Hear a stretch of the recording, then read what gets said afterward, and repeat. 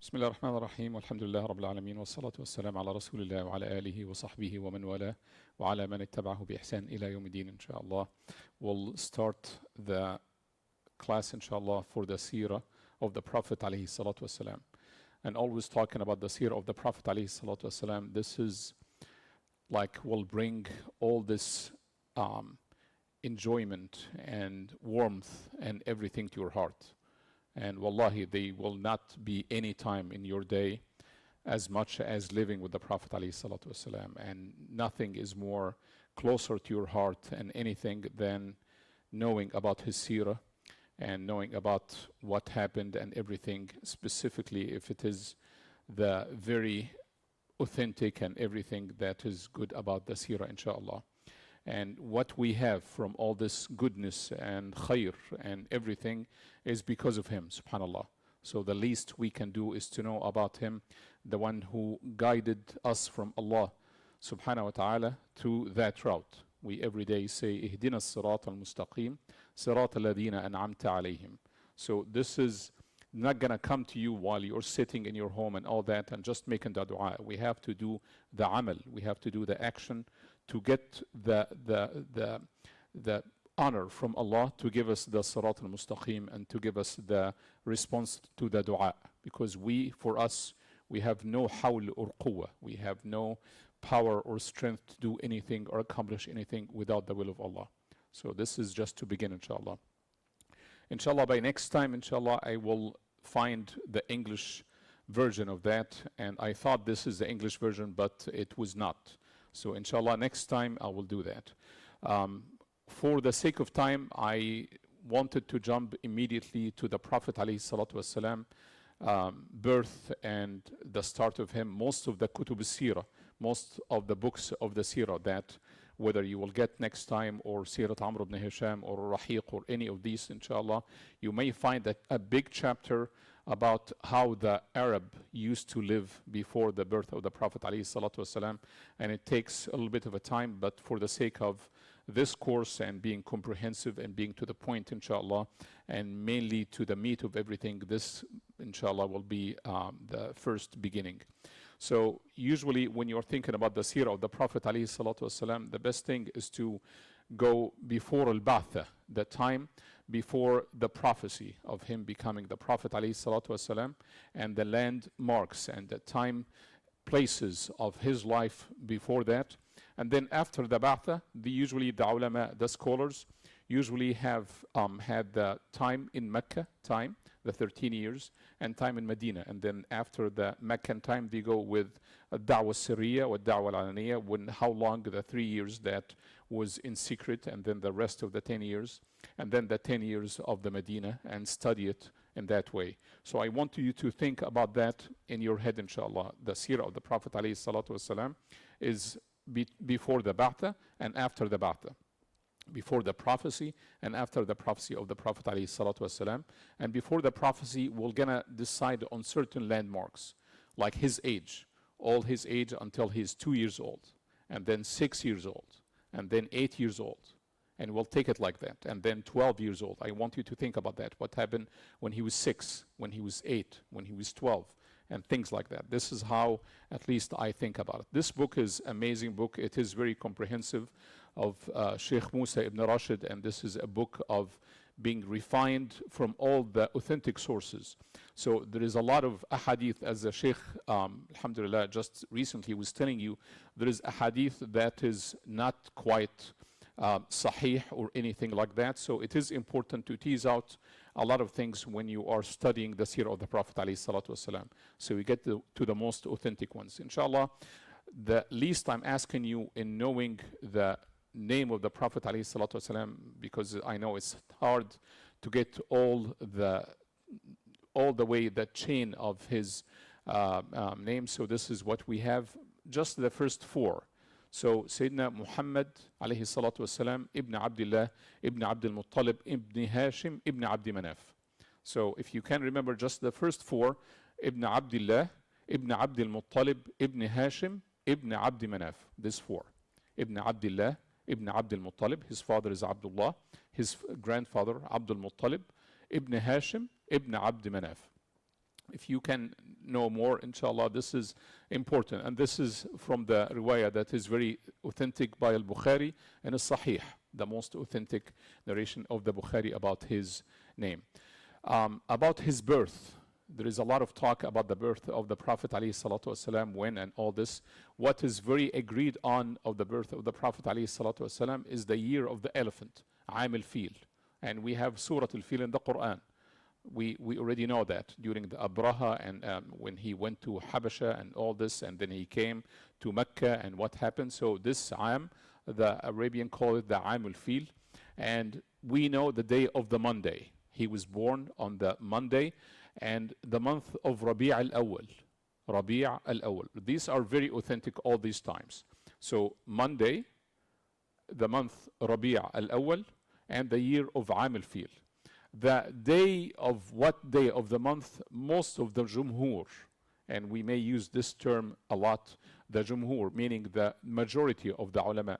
Not all the ulama could be saying this. Some may have some sources and say this, some this. So sometimes in most of the ahkam, and I'm sure the shuyukh inshallah will explain more about that, we have the Jumhur. The majority of the ulama say it possibly to be the 12th of Rabi' al-Awwal, the 12th day of Rabi' al-Awwal. What about the ahadith? Why this is important? It is important when you connect to the seerah of the Prophet ﷺ to connect to his ahadith. This way you have the light. You going into a dark room, the darkness is our heart, is like our ignorance. We don't know much. And the more we learn, the more we study, the more we continue, subhanAllah, you shed lights on things.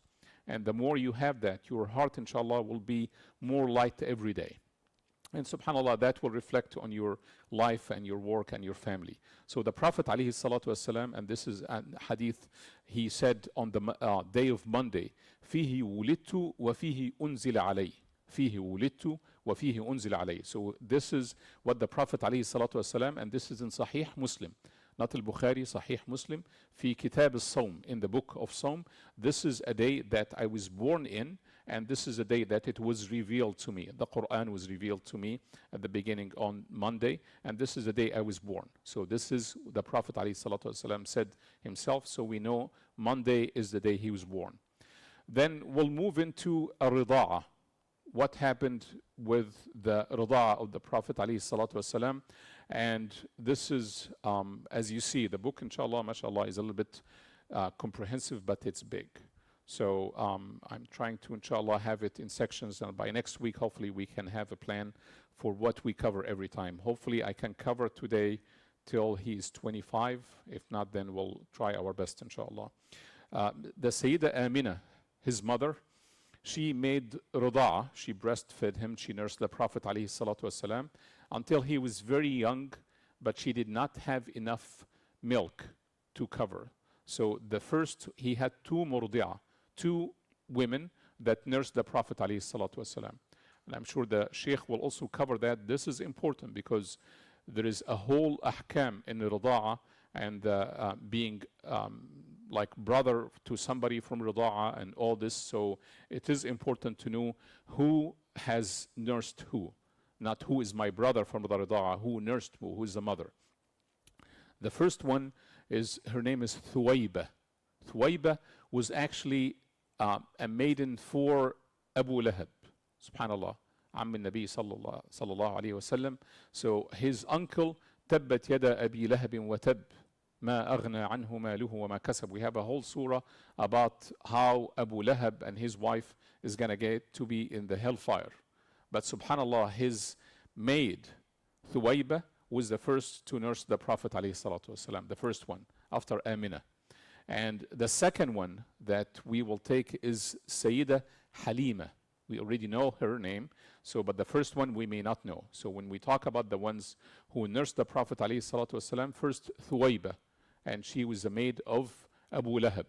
The second one is Sayyida Halima, and she is from Bani Sa'd, from the tribe of Bani Sa'd. Halima Sa'diyah, she is known for that. And she took care of the Prophet ﷺ and breastfed him and nursed him and all that from his mother until he was 2 years old. So until he was 2 years old, because the question is, what time the Prophet was weaned, right? What time he was weaned, what age. So according to most of the books, until he was 2 years old, until she weaned him when he was 2 years old, and then she took him back to his mother, Amina. And Amina, at that time, she took him back, and then, but Halima Sa'diyya told, after she have seen all the blessings of having the Prophet ﷺ and having the khayr, the goodness that came with him as soon as he lived with her and her husband and all that, she asked Sayyidah Amina to return him back with him. Not to nurse him, he was already weaned, but to just live with him, and telling her that the air in Mecca is not very pure and not very clean, and I want to take him so he can learn the tongue of the pure Arab and get from the air and the health and all that. So Sayyidah Amina agreed to it and gave it back to Halima. We clear so far? Everything is clear so far. So, and Halima took him, and subhanallah, as we said, 2 years old, he was weaned, and she found from him, and this is in the book of As-Sahih Ibn Hibban, Sahih Ibn Hibban, he's saying that subhanallah, she found him to be growing as not like other kids, subhanallah. He could be 2 years old or getting close to 3 years old or something, but he's growing much faster, subhanallah, and getting much stronger. Very much clear. فَكَانَ يَشُبُّ شَبَابًا لَا يَشُبُّهُ الْغُلْمَانِ. For the people who can read, this is, so he was like, subhanallah, growing, but almost very quick, like 2 years old, but he looks like 3 or 4 years old. And by 4 years old, he looks like 6 years old, something similar to that. And until he was 2 years old, subhanallah, he was ghulaman jafran. And subhanallah, they mentioned the meaning of that, like he able to eat well and to be strong. So even as a child, he was, mashallah, he has a lot of strength in him. And subhanallah, this has happened until very important incident happened after that time. So now Halima took him to his mother and asked to bring him back with her after he was 2 years old, not needing to be breastfed anymore, just eating. He went back with Halima, and after he stayed for a while, something happened called Hadithat Shaq al-Sadr, the incident of sectioning of the heart. Sectioning of the heart. Shaq al-Sadr, right? Shaq al-Sadr. This is very famous haditha, and it has two narrations. I'm going to mention more, inshallah, about them in a quick way so we can cover that. And this happened, at the Badiyat Bani Sa'd, the houses of Bani Sa'd, that two angels came to the Prophet ﷺ. One of them, of course, we know is Sayyidina Jibreel. And he has a helper with him, Sayyidina Jibreel, and another angel with him, came to him. And this is in Riwayat Al-Hakim fil Mustadrak. So the Shaykh, alhamdulillah, mentioned the 6 books of the hadith. This is one different one, which is called the Mustadrak. It has a lot of the seerah of the Prophet ﷺ. Al-Imam Ahmad ibn Hanbal also mentioned that in Musnad. This is another book of seerah, Musnad al-Imam Ahmad. So when a man came, his name is Utbah, he asked the Prophet ﷺ, as I say, always connect with the Prophet's hadith. The best way to understand the seerah, connected with the hadith of the Prophet ﷺ. Man came to the Prophet ﷺ, say, how was your first part of your prophethood? What happened to you? What do you remember? What strange thing happened to you? Do you remember anything as a child? Do you remember anything? Tell us about that, subhanAllah. And this is, as we say, Musnad al-Imam Ahmad wal Mustarak. Who's narrating this? The Prophet alayhi salatu wasalam. And this is in Akhrajah al-Imam Ahmad wal Hakim fil Mustadrak wa dhakarahu al-Imam al-Dhahabi. So al-Imam al-Dhahabi also has mentioned that in the seerah and said al-Imam al-Dhahabi sahih. So these are all stamps of approval of all these shuyukh. The Prophet alayhi salatu wasalam said that I had the one who was breastfeeding me from Bani Sa'd, Halima.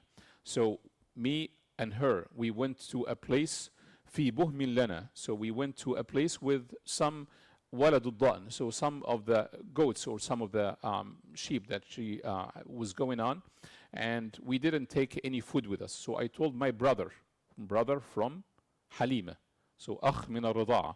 So I told my brother, go find us some food to eat because we didn't bring food.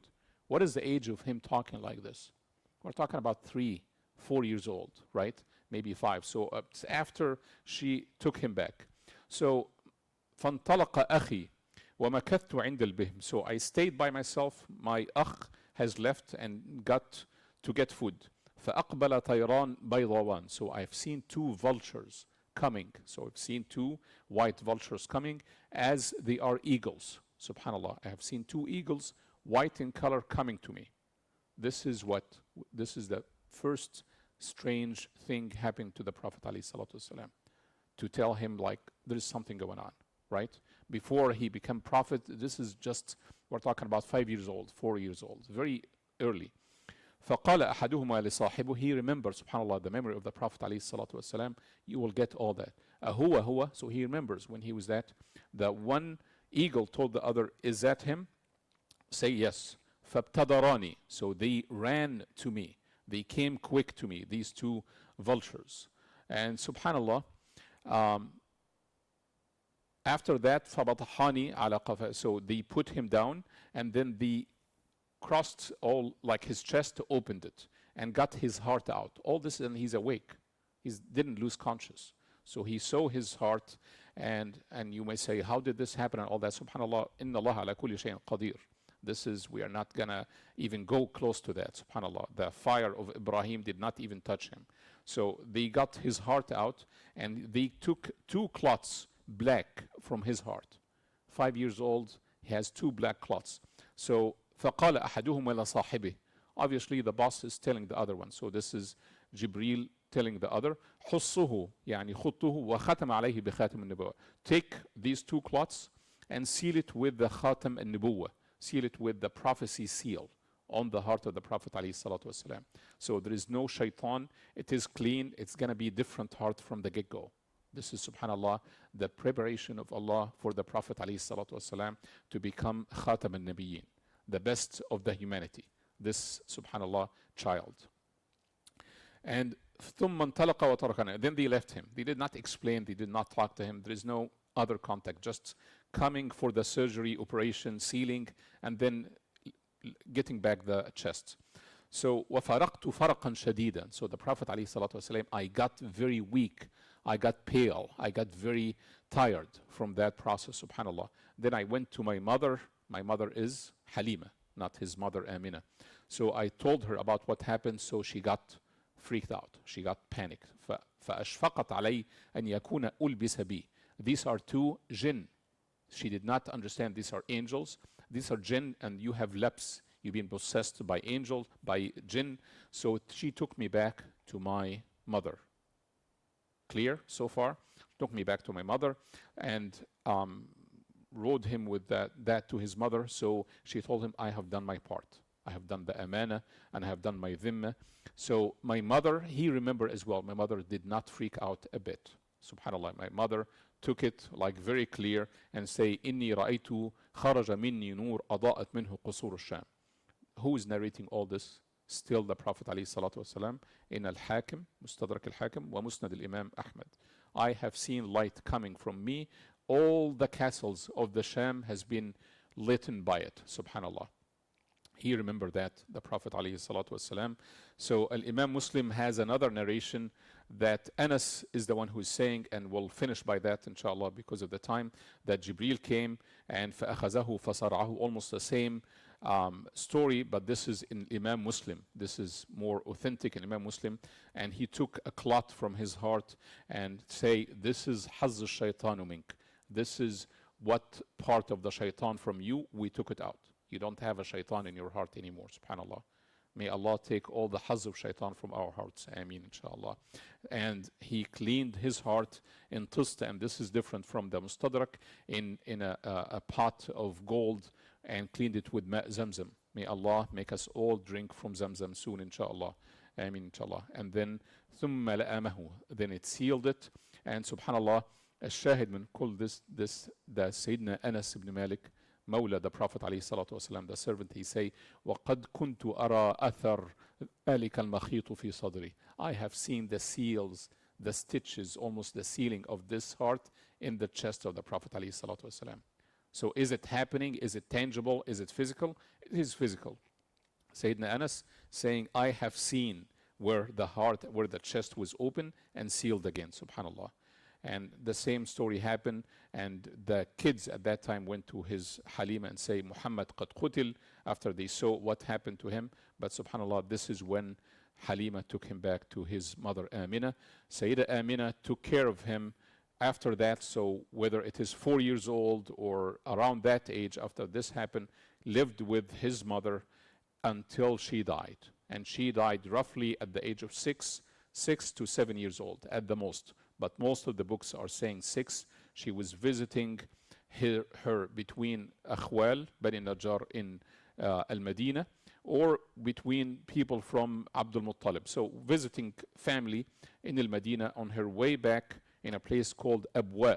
In Al-Abwa, she passed away, subhanallah, in all between Mecca and Medina, in the middle, place called Abwa. His mother passed away as well. So now he's an orphan at what age? 6 years old. An orphan at the age of 6 years old after this happened. Inshallah, next time we'll talk about the kafala for the sake of time. Inshallah, jazakum Allah khairan. Subhanakallahumma bihamdika ashhadu an la ilaha illa anta astaghfiruka wa atubu ilayk.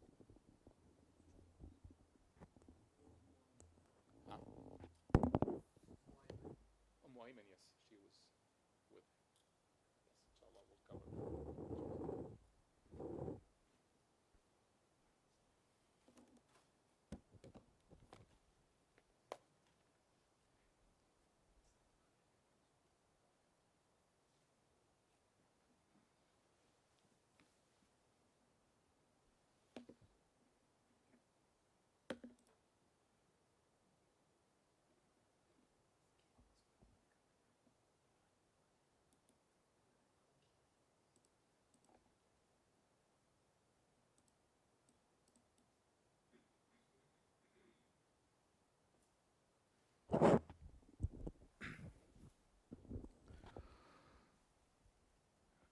الحمد لله رب العالمين والصلاة والسلام على رسوله الكريم والعاقبة للمتقين أما بعد.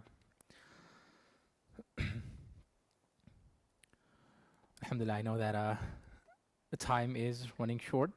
Inshallah, I will try to keep it as brief as possible. We now the third subject that we are planning to teach in this Deen intensive course is that of fiqh. To apply all that we have learned from a hadith of Prophet sallallahu alaihi wasallam, from his life, from the seerah, from the Quran, and then to use that to correct our ibadat, our worship, that is al-fiqh. How the ulama, they give the example of the fiqh is that a person, he goes out digging in the ground, and he digs and he digs and he digs till he finds water, and that water is fiqh. The person himself did not create the water. He discovered the water. He found the water. So all of these fiqh issues are not the ones that are made up by the people, by the fuqaha, by the ulama. Rather, they discovered and they dug them out from the Quran and the ahadith and the life of Rasulullah sallallahu alaihi wasallam. Hadith in Bukhari from Muawiyah radiyallahu ta'ala an, قال قال رسول الله صلى الله عليه وسلم من يريد الله به خيرين يفقهه في الدين. Whenever Allah intends good for someone, He gives deep understanding of deen to that person. And this is fiqh. Allah subhanahu wa ta'ala would mention the Yahud or the Nasara or these disbelieving people in the Quran, and in the end He would say, وَلَكِنْ لَا يَفْقَهُونَ. But they do not understand. They do not have the deep understanding of the knowledge. And we know our fiqh, it comes from the 4 schools of thought, the Hanafi, the Maliki, the Shafi'i, and the Hanbali. I will try to first and foremost present all of the matters that are agreed upon by our ulama and by our mujtahideen. And whenever there is a difference of opinion, I will mention this imam says this and this imam says that. The first thing we will learn, inshallah, is the fiqh of tahara, of purification. Because without purification, without tahara, our worship does not get accepted by Allah subhanahu wa ta'ala. The salah does not get accepted. We cannot read the Quran. We cannot even come to the masjid. All of these things, and that is a big chunk of our iman, our Islam. So it's important for us to know that how do we remain pure and what actually breaks that purity, breaks that tahara. Here is a basic overview of what we will go through in this course, inshallah. The najasa and its types, istinja and its rules, wudu, the sunnah way, ghusl, the sunnah way, tayammum, masha on socks, and fiqh of menstruation. These are 7 topics that inshallah we will briefly cover, but such that in our everyday life we are able to remember and implement these in our lives. The first thing is najasa, and some basic terminologies that everyone either knows or inshallah they will come to know throughout the duration of the course. Because these are the things, we're not going to translate them in English, just the Arabic version of it we will use. The najasa itself, it means that, pronounced as najasa, in Sharia it means impurity or filth, which is required to be removed from the body or clothes before a person can engage in any act of worship. So if you have impurity, if you have a filth on your body or on your clothes, the worship does not get accepted by Allah subhanahu wa ta'ala. Whether it be done intentionally or unintentionally, accidentally. A person does not know he has some impurity on his body. He prays. Later on he finds out, oh, my pants, they had some spot on it, or my shirt, it had something filthy on it. Then he would have to repeat the salah. It does not matter if a person knows it or not. I know we have very little time, but this is one latifa that our teacher would say. I would like to mention as well. It's a latifa, a joke that there was a man who, is it true? It's a joke, but it's a true incident. A man who found out that humbleness is the key to reaching Allah subhanahu wa ta'ala. A person should always be humble, always be ajiz, always lower himself, never ever think about committing any act of arrogance. So how he decided to go about that is that he picked up dog excretion, put it in a pouch, then he put that pouch in his pocket. And he says, since I have the dog poop in my pocket, how could I ever be arrogant? How could pride come in my mind that I am carrying dog poop with me? Later on, he asked this mashallah from the sheikh, Sheikh, I've been carrying that for a lot of time. She said, how long? He said, for 10 years. For 10 years, I have carrying this pouch in which there is dog poop. Why? Because to remind myself to stay humble. That if you have something so nasty in your pocket, how could you ever feel arrogance? So she says, well, 10 years of prayer you have to return. 10 years, not a single prayer if your God accepted.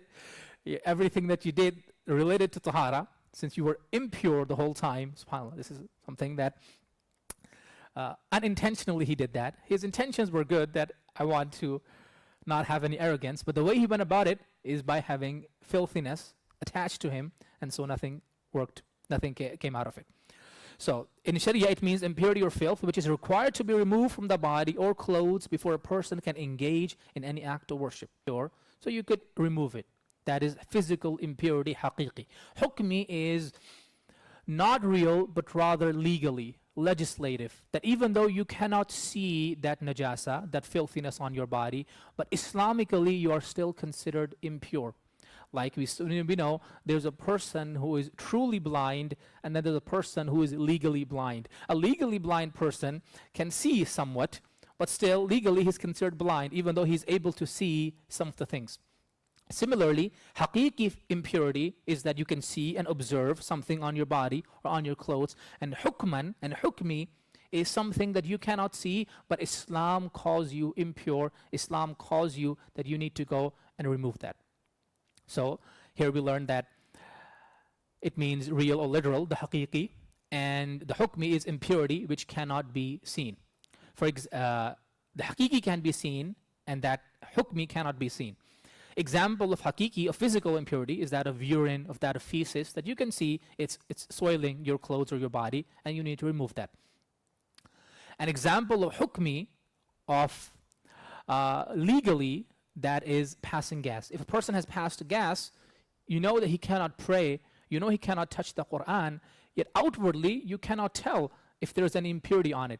You cannot put a finger on it. Why? Because legally he is impure, not physically. That example of passing gas. Now haqiqi is further divided into 2 types. The physical impurity, physical filthiness on you. It could either be ghaliza, very heavy, or it could be khafifa, light. And both have different rulings. Hukmi, on the other hand, the impurity which cannot be seen, is also called hadath. And we will learn inshallah what is hadath. It also has a couple types. So this is something hakiki and hukmi. And by the way, all of these slides will be available in the work in the, our in the app in the website, so you can access it whenever. But these are something that I have chosen that are very easy to understand, and in a way that it's not too bloated, that you won't have to go through a lot of it just to learn one thing. So if you know this, then you know the heart of the matter, the essence of the matter. This is something that we are supposed to memorize and keep in our mind, because there'll be questions in the end. You know, we like questions here. Okay, so I said before that physical najasa, it's of two types, ghaliza and khafifa. Now a little bit of comparison between the two, just to make the point across. The ghaliza is something that is proven filthy by any proof in which there is no doubt. Yani, Allah says in the Quran, khinzir is haram.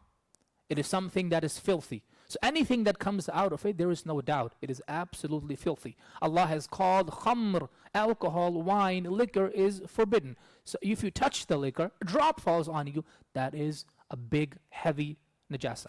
On the other hand, khafifa is light, meaning that there is no conclusive proof of it being absolutely haram or absolutely najis. Rather, we have some other actions or words of Rasulullah sallallahu alaihi wasallam that say that it is not as impure, rather it is something that could even be considered pure on some occasions. Ghaliza and khafifa. Examples of heavy impurity, again, we're talking about physical impurities that can be seen, are flowing blood. A blood just flows out of your body because of a wound or whatever. Alcohol, flesh and skin of dead animal. And in this case, the animal, it doesn't matter if the animal is halal to eat or not, as long as it's a carrion, it's a roadkill, then everything of it is haram. Same with alcohol, unless it's a synthetic alcohol, an artificial alcohol, then the hukum changes. For example, the one used in cleaning agents or the one used in perfume, that is not what is meant here. Here meant is khamr, the one that is consumed and that leads to a person becoming drunk. So urine of inedible animals, meaning not the cattle or the things we slaughter, for example, the urine of a dog, a donkey, things that are haram to eat. So any urine that comes out of it is also nijasa ghaliza. It is heavy impurity. And we will discuss why the heavy and the light matters. And everything that causes wuzu to break if it leaves the human body, meaning our own stool, our own urine, seminal fluids, and all of these things that comes out of the body that breaks the wuzu, that are also considered heavy impurity. On the other hand, the example of khafifa are urine of horses, urine of animals whose flesh can be eaten, like camels, cows, and goats. And sometimes it's not as common here, but you go back in a Muslim majority country and it's time for Eid al-Adha, you want to go select the goat, and you have to wade through this whole market of cows and camels and goats, and a lot of times some urine might get on you. So to make it easy, and especially the cattle was something that people have to be in close contact with from the time Allah subhanahu wa ta'ala created the insan. So Allah subhanahu wa ta'ala has given us concession. Since you have to be in close contact with the cattle and you have to take care of them, then their urine is considered a light impurity. Now, the difference between the heavy and the light, in a way, is that how you will wash away that impurity, or how much of it can be on you and it is still allowed for you to pray. In case of heavy impurity, it is said a small amount of this najasa is overlooked if it's equal to or less than a quarter coin. If it's that much, the circle at the palm, at the middle of your palm. If the heavy impurity is that much or less than that, it is overlooked, that you can still pray in it and your prayer will be valid. And like we give the example, if there's a small spot of blood on your body that you didn't realize, or you're on your clothes, less than the quarter, then you can pray with it and everything will be fine. Same with any other examples that we have given. On the other hand, the light impurity, it is said this najasa is overlooked if it is not abundant. And abundant is quarter of the clothing or the body. For example, you have the qamis.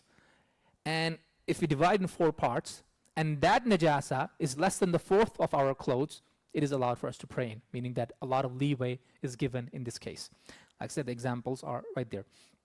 Droppings of birds whose flesh cannot be eaten is considered a khafifa. Here, one thing to learn is that they have said droppings of birds whose flesh cannot be eaten. For example, eagle or the hawk or the crow. And if they drop something on you as you're coming towards the masjid, it is najasat khafifa, meaning small amount of it can be forgiven and overlooked. The other thing we learn from that is dropping of birds whose flesh can be eaten. Sparrow, pigeon, we can eat them, we can hunt them down to eat. If they drop something on us as we're coming to masjid, then that is not even considered a najasa. Here is the difference of opinion between Imam Shafi'i rahimahullah and Abu Hanifa rahimahullah. Abu Hanifa rahimahullah says that is not even considered a najasa. Even if it's on you in large amounts, you can still pray. Why? Because it's a bird and its dropping is not considered impure. Imam Shafi'i rahimahullah ta'ala said that dropping of even that bird is considered a najasa, something that is filthy, and if it is too much, then you have to first wash it off and then pray. So this is the ghaliza and khafifa and how they're supposed to be washed and how much of it can be overlooked. Now, how to remove the haqiqi najasa, the physical impurity. Whether this najasa, heavy or light, is on body or clothing, it can be cleaned by washing it 3 times. Ulama, they have written that if it is something that is visible, you can see it, because sometimes, what happens is that the baby's diaper leaks and the mother is right there and some of it gets on her clothes, but then it dries down and the mother can't find the spot where exactly is the urine, right? Where exactly is the pee. So in that case, it has to be washed 3 times. But if it is a place that you can actually see, it's right there, then washing it 1 time will also suffice, provided that you wash it cleanly and all traces of it goes away. After every wash, the garment must be squeezed to make sure that it's properly clean. There's a note here is that najis clothes will become tahir. And remember, tahir is pure. So the filthy clothes will become pure by washing in our own household washing machines, which regularly changes water, and there is no need to squeeze the garment in between washing cycles. And every modern washing machine does that. And also, there is no need to separate the clothing which is najis from the clothing which are tahir. Sometimes that happens as well, that you have a whole basket of clothes that are fine, it's a little bit of dirt on them. On the other hand, you have clothes that are, there is some heavy impurity on it, so they separate the two. First we're going to wash this, then we're going to wash that. So Islamically, you're not required to do that. Even if they're both in the same cycle of washing, it's fine. Because the modern machines, they really rinse and everything, and the water keeps on cycling in between the squeezes, so it will be fine. That's how you will remove the najasa of haqiqi. Now, the next thing we'll talk about, inshallah, is najasa hukmi. Up until now, it was the physical impurity which we can see, and now it is najasa hukmi, something that we cannot see, but Islam calls us filthy and impure. Najasa hukmi is also referred to as hadath. And hadath is of 2 types. Hadath asghar, hadath akbar. Minor impurity and hadath akbar, which is major ritual impurity. What is hadath asghar? It is any condition that necessitates that a person do wuzu. For example, you passed gas.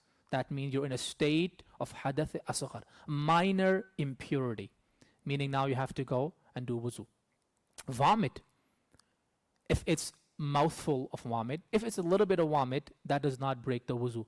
But a mouthful of vomit, that will break the wuzu, and you will be considered in a state of hadath asghar, of minor impurity.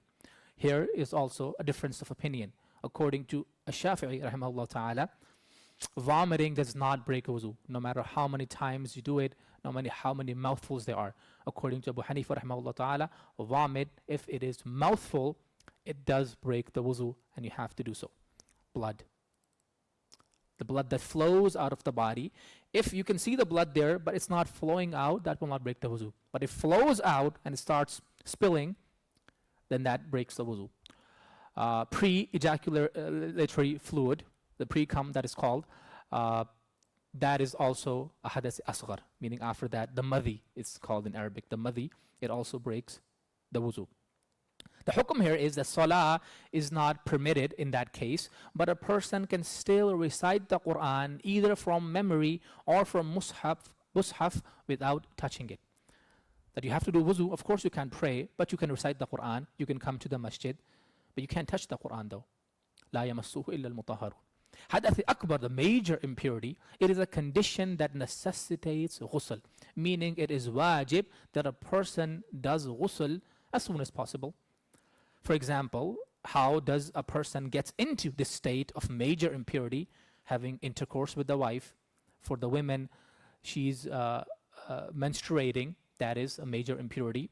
Postnatal bleeding, or nocturnal emission, which is a wet dream. A person has a wet dream and he ejaculates, then that is hadath akbar. That is considered a major ritual impurity. And the hukum of that is salah, recitation of the Quran, entering in the masjid, all are prohibited.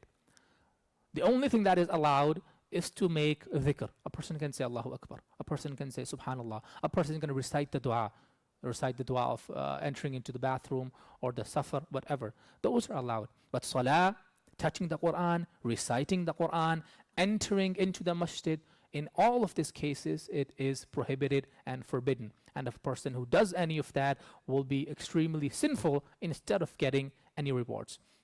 So we have a few more slides. And this is some fiqh rulings that I have put here. And there are 5 of them. How to basically clean after najasa, after any object has come in contact with the physical impurity. The first is that najasa on clothing, the body, or otherwise can be removed with water, pure water, or musta'mal water. Musta'mal water is the used water. For example, you bathed in a tub, and after leaving, there's still some water left on the tub. So that water, it is pure but not purifying. Meaning if it gets on your body, nothing will happen, it's fine. But you cannot use that water to make wudu. Or you cannot use that water to make wudu. Or they said that, or any other purifying liquids, such as vinegar and rose water, arq gulab we call it, and then sirka, the vinegar, that can be used to wash away an impurity, a najasa, and because they can easily be squeezed out by wringing. So if we have to remove any najasa from our clothes, any water will suffice. A used water will suffice. Or anything that is like water, for example, the rose water and the vinegar, that can also be used to wash away the stuff. The second point here is if there is an observable impurity, najasa, present on shoes, leather socks, or similar such items, it can be purified by just scraping and rubbing thoroughly on the ground or with soil until all visible traces of impurity has been removed. And this is something that a lot of times happen. You're in your work shoes, you're in your joggers, whatever, and you wade through some mud or some dog poop, and now you have najasa on your shoes. How to exactly clean your shoes? Very easy. They said that in that case, just by rubbing it on the ground or scraping it off is fine. You don't actually need it to wash it cleanly. In the case of non-observable impurity, meaning you know that you wade through some such najasa, but you actually can't find it on your shoes. In that case, they say it must be washed. As here, it would have been absorbed by the shoe or the sock or by the item. This is second thing.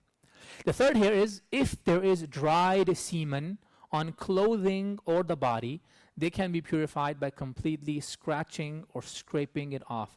You don't need to wash it, because that we find from the life of Rasulullah sallallahu alaihi wasallam. Our mother Aisha radiyallahu ta'ala anha tells us that sometimes this is how I would wash the clothes of Rasulullah sallallahu alaihi wasallam, by scraping the semen off. Here is another difference of opinion on this. According to Imam Shafi'i and Ahmad ibn Hanbal rahimahumullah ta'ala, semen is pure, meaning if it gets on your body, you can just pray with it. You don't even need to wash it off. According to Imam Malik and Abu Hanifa rahimahullah ta'ala, semen, it is impure. It is najasa. You have to clean it. If it's on your body, your salah will not be valid or anything. This is the third. The fourth one is Smooth surfaces, free from cracks, engravings, and pores, such as mirrors, knives, fingernails, glass, silver, porcelain, they can be purified by completely wiping away the impurity with a dry cloth or rubbing it in soil. This is because impurities are not absorbed by shiny surfaces. So if you want to clean a mirror, a fingernail, or a glass, just wipe it off. It'll be fine, inshallah. And the last one is natural ground, trees, grass, and walls connected to the earth with stability become pure once they become dry and all traces of filth disappear. So you had a full bucket of leftover blood and whatever from the slaughtering that you just did, and you decided to spill it in the backyard.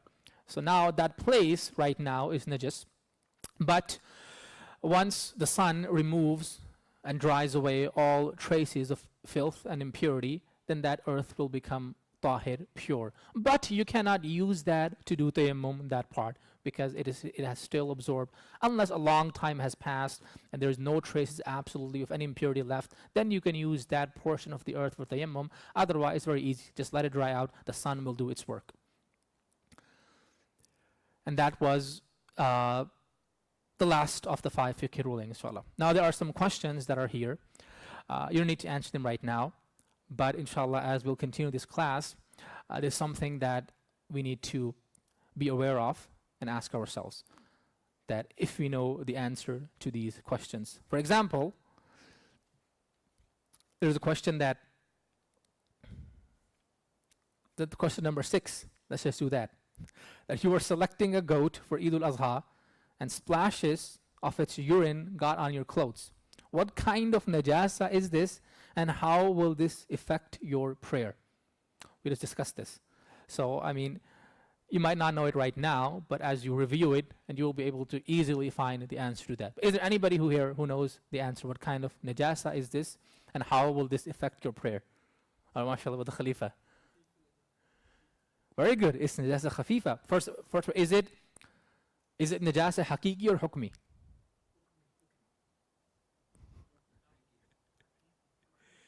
Haqiqi. You can see the urine. It's physical. It's haqiqi.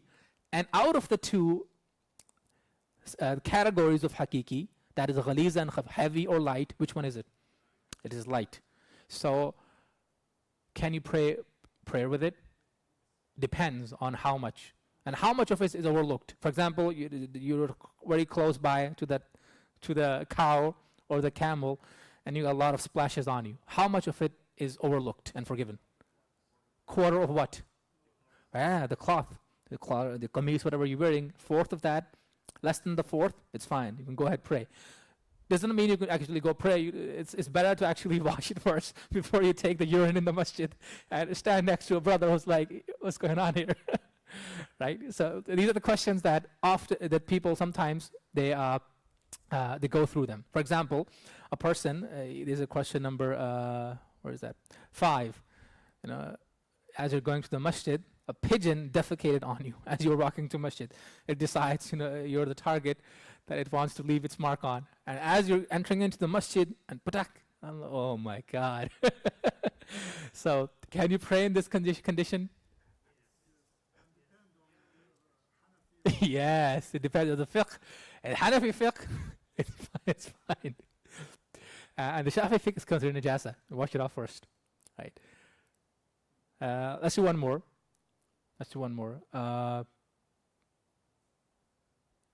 4th one. How can one be pure from hadath asghar? What was the answer? How can one be pure from hadath asghar? By making wuzu. Very good. And what is hadath asghar? Passing gas, something like that, and we discussed the examples. Yeah, small. Yeah, so this was kind of like the overview of the najasa and something we come in contact with on a daily basis, so that we could understand that how we can clean ourselves and how much concession has been given by the Sharia, and it's something that to keep in mind going forward, inshallah. And the other questions you can look in the website and try to answer them, and some of the other ones, inshallah, we'll look through the next time as well to see if we still remember or not, inshallah. Jazakallahu khaira wa akhiru da'wana alhamdulillahi rabbil alameen. And just like I said, this is the basic overview. We just najasa and its types. There'll be istinja, wuzu, ghusl, tayammum, masha, and the fiqh of menstruation.